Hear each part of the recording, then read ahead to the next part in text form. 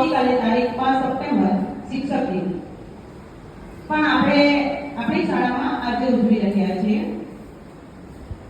વહાલની ટપડીથી ઘડે છે શિક્ષક, વહાલની ટપડીથી ઘડે છે શિક્ષક, મૂલ્યો જીવંતના આપે છે એ, મૂલ્યો જીવંતના આપે છે એ, ઉછેરે છે દેશને ભાવિ એના હાથમાં, ઉછેરે છે દેશનું ભાવિ એના હાથમાં, કપરી ફરજ નિભાવે છે શિક્ષક, કપરી ફરજ નિભાવે છે શિક્ષક.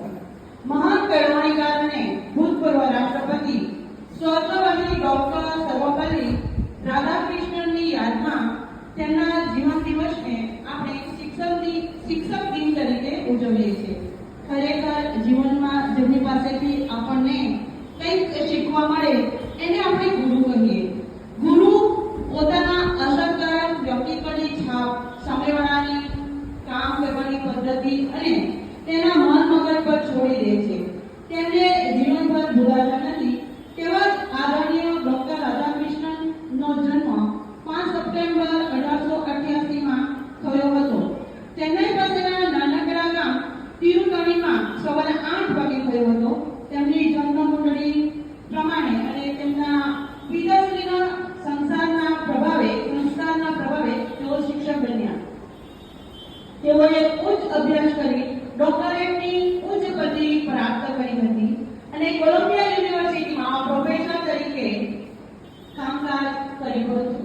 ડોક્ટર રાધાકૃષ્ણન 15 થી વધુ ભાષાઓ લખી અને વાંચી શકતા હતા. વિદ્યાર્થીઓ 15 થી વધુ ભાષાઓ. આગળ જતા તેઓ રશિયામાં ભારતના રાજદૂત બન્યા હતા. ત્યારબાદ રાજ્ય સરકારના અધ્યક્ષ બન્યા. ઈસવીસન 1962 થી 1967 સુધી રાષ્ટ્રપતિ પદે રહી દેશની સેવામાં મહત્વનો ભાગ ભજવ્યો. તેઓ પ્રોફેસર, શિક્ષક અને રાષ્ટ્રપતિની પણ એક પ્રખર ચિંતક પણ હતા. તેમનું વ્યક્તિત્વ ખૂબ જ ઊંચું હતું. તેમનું જીવન વિશ્વ માટે પ્રેરણારૂપ બન્યું.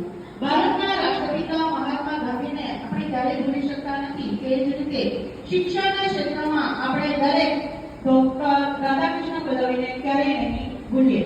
એ સાથે હાલમાં આપણે જોઈ રહ્યા છીએ કે શિક્ષણ ક્ષેત્રે શાળામાં કેટલી બધી ઘટનાઓ ઘટી રહી છે. તો મને થોડું કહેવું છે કે પણ કેટલાક પ્રશ્નો શિક્ષણ વિષયક છે અને કેટલાક પ્રશ્નો શિક્ષક વિષયક પણ છે. તો તેની તરફ આપણે થોડી દ્રષ્ટિપાત કરીએ, કારણ કે આપણે વિદ્યાર્થીઓ પણ છીએ અને શિક્ષક પણ છીએ. તો જોઈશું શિક્ષક અને વિદ્યાર્થી વચ્ચે આત્મીયતાનો અભાવ.